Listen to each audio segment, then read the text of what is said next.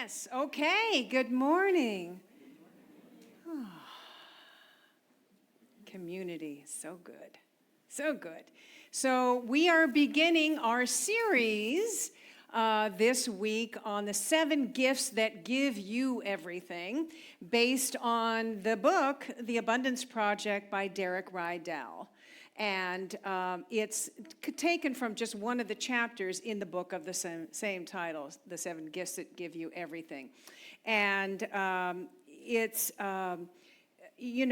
did a book study on this a couple years ago. A few of you participated in that. The subtitle is 40 Days to More Wealth, Health, and Happiness. Sounds good. And so I felt like this chapter was just jam-packed with so much ideas, concepts, strategies that can really transform our relationship with abundance. So I thought it would be good to just focus on each of those concepts, one a week for 7 weeks, which is about 40 days.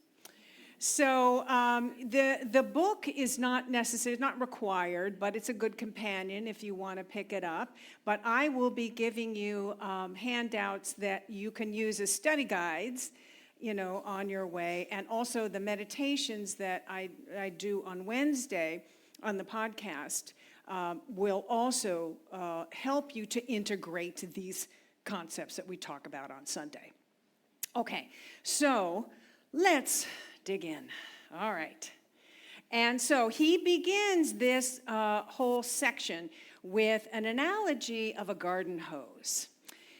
Just a common garden hose. You know how some garden hoses are wrapped up really neatly around those garden hose wrapper-uppers that, whatever they're called on the side of the house. And then sometimes they're sort of bunched up and thrown against the wall.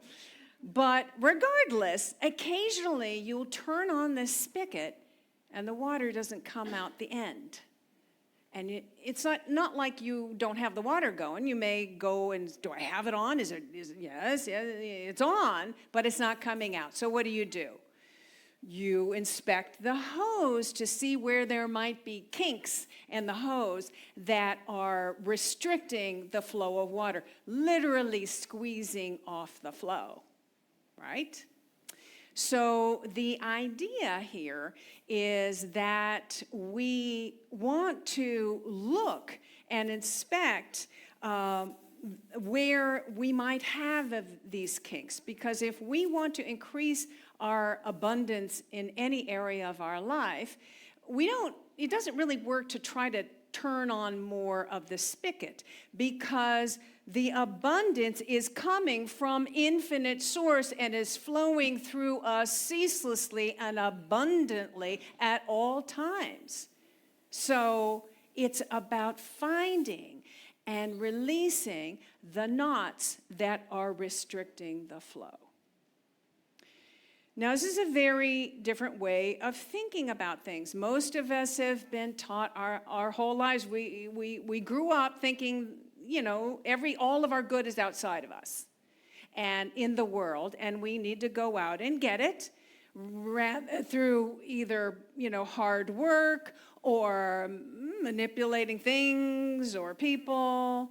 And then sometimes when we learn about new thought, say where we found new thought, and we maybe use the law of attraction to pull to us, to draw to us what we think is missing, which just reinforces the false notion that we don't have it all already. So it's a very different way of thinking about it. Rather than drawing to us from the outside, we are opening the channels and allowing, thank you, Oswaldo, for opening that idea of allowing. We are opening the channels and allowing the abundance that's already there to flow unimpeded. And so these kinks in the hose, he compares the kinks in the hose to these patterns in consciousness that act to restrict the flow. And the 7 strategies that he offers helps us identify where they are and to release them all. So let's look at the 7 strategies here. Giving out, which is the principle of circulation, activating the flow. Giving away, which is clearing your physical space, the physical clutter that represents old patterns. Giving up is clearing mental space, releasing limiting beliefs.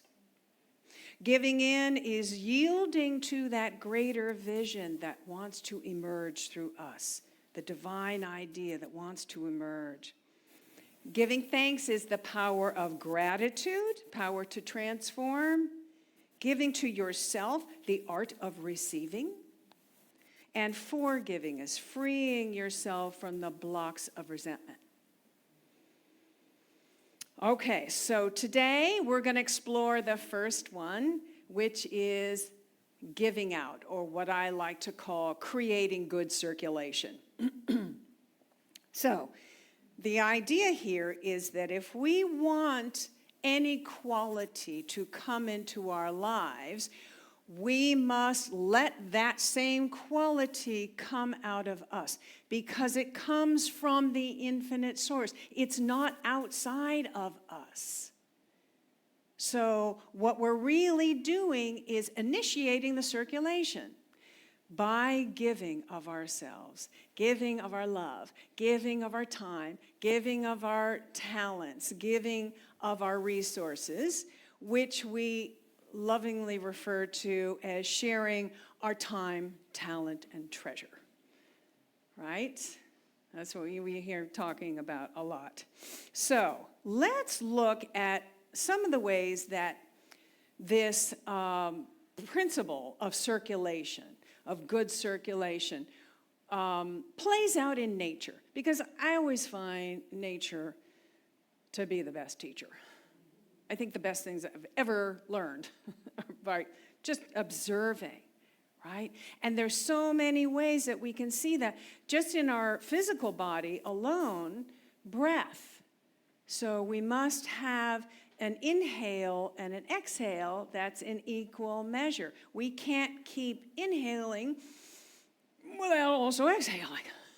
We can't keep exhaling without also inhaling. It must circulate. And we also share our breath with nature, as I've mentioned many times before, with the trees. Our exhale is the carbon dioxide that the trees need for their survival, and then they release oxygen with what we need for our survival. So it's this beautiful dance of giving and receiving that are mutually beneficial. You know, this sacred exchange. All of life depends on this sacred exchange. We can see it in flowers. You know, in order for flowers to propagate, they share their brilliant, color, right? And their fragrance. They attract, pollinators. This attracts the pollinators, like bees that come in, and then the bees receive the pollen that they use to make honey. It's this beautiful sacred exchange. And we could look at a body of water, having an inlet and an outlet of that body of water creates a healthy environment. If you don't have an outlet, it gets like stagnant. So many different examples of this principle of circulation in our body and in all of nature. So let's look at this first idea of circulating our time, sharing our time, which is, our time is a precious commodity, right? Most of us feel like we don't have enough of it. And then sometimes we use time as a tool for postponing. We wait for the right moment. We wait to get our stuff together. We wait to be more prepared. We wait to have more money. We wait to be healthier. We wait for the right opportunity to come along, and then we'll share our time. And then, we'll show up more fully. But the author, he says in the book, what you're waiting for, you're waiting with, and it's weighing you down. Time to lose the weight. WAIT. So this principle of good circulation is really about receiving what we're willing to give. Receiving what we're willing to give. And so we open, we give, we move forward, we show up more fully. We jump in and say yes, and miraculously we find that we have more time. And our priorities become clearer, and we are enjoying life more.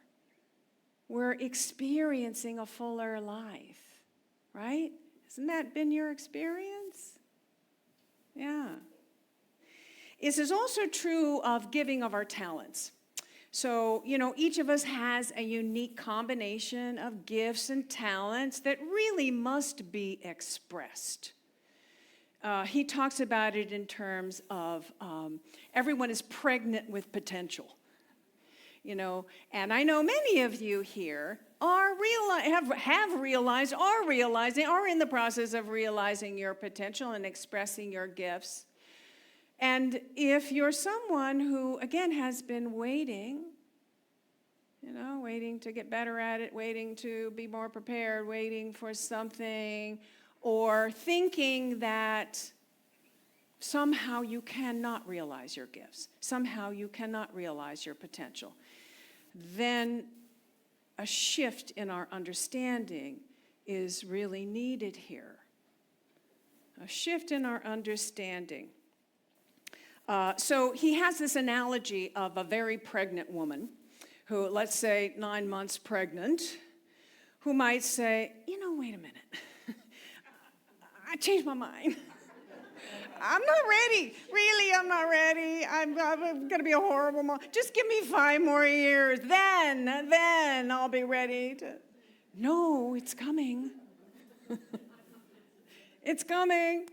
So he says, when you feel the kick of desire and ignore this emerging impulse or put it on hold until the conditions are right, we don't nurture the developing energies. And this often leads to a more restricted condition in our life. So think about it. If you think that somehow it can't, you can't do it, or it's not gonna, or you're waiting, you're not really nurturing the gifts. You're not really making space for that greater expression that wants to emerge through you. So we want to accept it, allow it, say yes to it, and we nurture it, right? It's all about this flow of energy. So what doesn't get expressed gets depressed, and it becomes a major kink in the chain.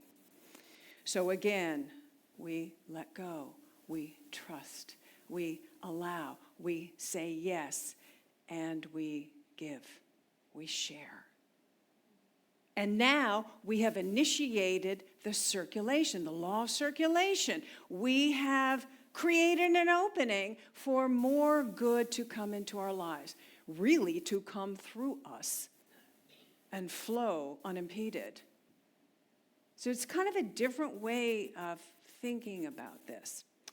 Okay, so now we come to the third way that we can create good circulation in our lives, and that is sharing our treasure, which of course I mean money.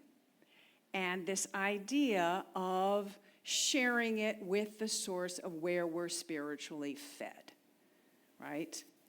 And Rydell talks about this in a really interesting way. He has a unique take on this. And that is that deep down, our prosperity doesn't really belong to us.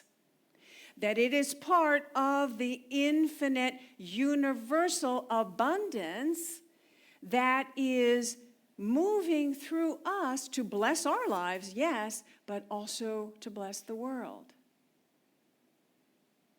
You know? And the same thing with our talents. When you really think about it deep down, because we're all one, because we live in community, it doesn't really belong to us, right? It belongs to the community. It's this principle that everything and everyone is an instrument of life. And that life, divine life, is using instruments to give, to share, to circulate, to create community, to create this experience of oneness and good for the whole.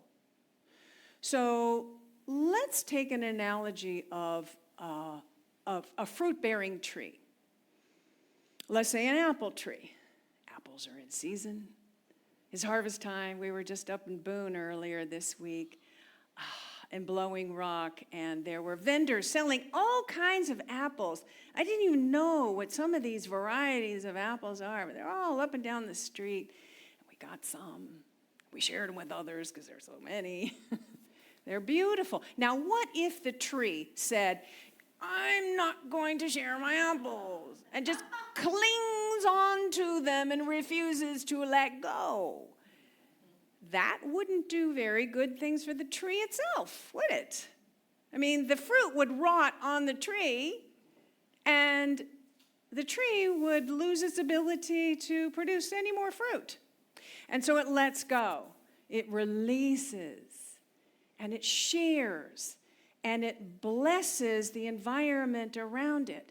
The animals, people, you know, even the fruit that drops when it decomposes, it nurtures the soil, which in turn nurtures the tree.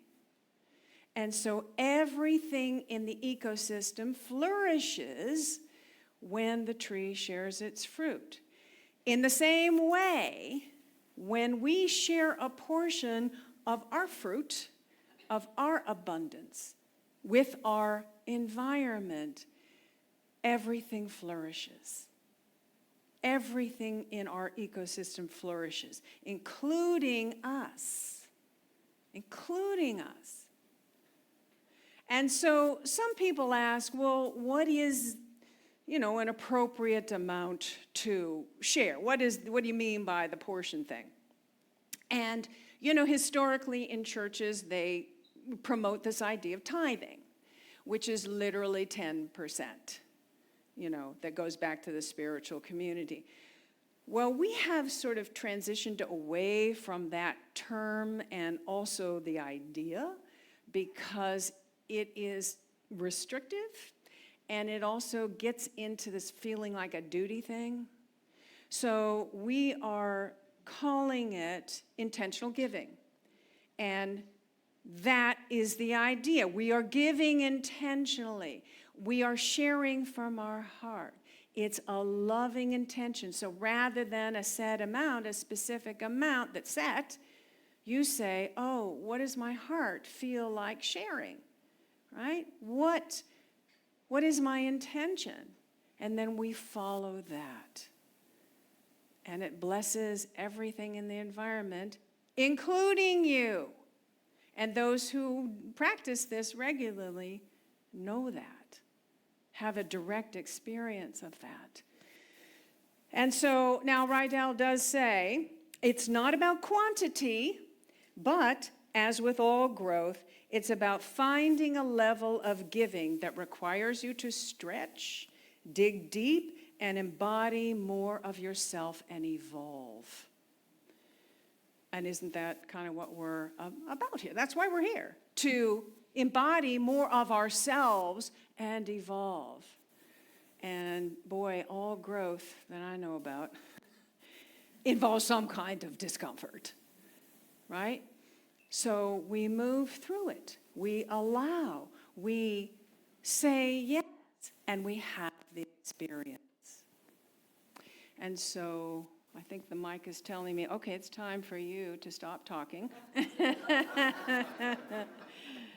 Which I planned to stop talking now. And rather than me explaining this, I'd like to invite up a couple of people to share their experience of sharing time and talent. And I've asked a couple of people, I didn't remind you this morning, so I hope I didn't take you totally off guard. Roshana, would you be able to come up? I know you're busy there at the Roshana, who helps out in our AV system. Let's invite her up. Roshana. Hello, I forgot all about this.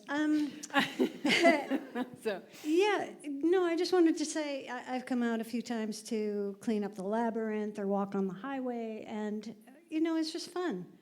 Being in the forest, and it's so much nicer to clean up somebody else's yard than your own yard, and you're talking with your friends. It's just a lovely afternoon or morning or whatever. That's all. thank you. It's fun. Brad, would you like to come up and share? Thank you.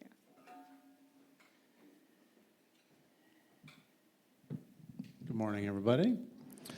So I wanted to talk a bit about the building and grounds that I've been involved with for a few years. And, Unity and also quantum physics would say that, and I believe that we're connected to everything around us. So we're connected to the trees outside, we're connected to the gardens, and we're connected to this building. And, the trees will be just fine without us, but, the garden needs some love and attention always. And this building is, I think, well over 50 years old, right, Chris? So it's ish. He gives me so the building needs some of that TLC. And so when I got involved with the building and grounds, and some of you may be like me, where when Victoria talked about time, and my weekdays are really pretty packed, and so building and grounds is fairly weekend based. So I said, that's for me. And then the other thing that's really important as you think about getting involved with building and grounds, it needs no skills. And that might be why Victoria kind of asked me to talk about it, because it's like, there are people on building grounds that have incredible skills. I'm not one of them. It's kind of, as far as kind of handyman skills, things like that, it can't fall off the basement floor kind of thing, right? So it's, but all you need is arms and legs and just a willingness to get involved, and it's fun. And on the weekends, it's I'm looking at some of the faces around here. Yeah. In the early days, I got to know people at another level for the first time when I got involved in building and grounds. That was sort of a step for me in moving from just being part of the community into deeper into the community, was just to be able to spend those Saturdays. And I think it's, Debbie, about 3-4 Saturdays a year, kind of cleanup days. I mean, it's not, and we could really use an expansion of this group. So, and you will feel that, because when you come in here every Sunday, and it's kind of one of those satisfying things to say, yeah, we did that, and it's just, and it just helps. And whatever we're able to do is what's also important. By having a good, robust building and grounds group, the board doesn't need to spend money on other types of repair, and that can go into programs instead of having to do building and grounds. So we enable that too. So it's when you see more programs being added, building and grounds is helping enable that. So please, there's going to be, I think, a sign up later today, isn't there? Yes, we are having a volunteer fair. Thank you, Brad. Wonderful. It really is a heart-opening experience, and building community and really getting to know people on a deep level. All right, so we have an affirmation here, and I invite you to say this with us, if we can have that up there. You can read it to yourself first.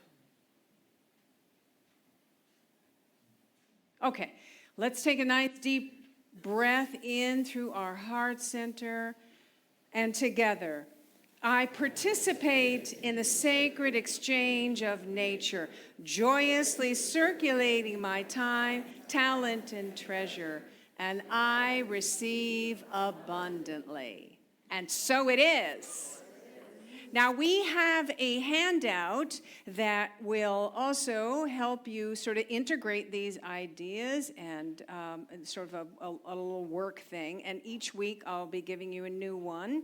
So take one, pass it down. Okay, thank you. Hi, it's Reverend Victoria here. I'm at Unity Center of Peace with our house band, Bright Matter. Hello. Yeah, and if this video has inspired you or empowered you or opened your heart, opened your consciousness, or even just given you hope, we ask that you support what we're doing here by making a donation today, going to unitychapelhill.org or clicking the link below. And we thank you. Thank you.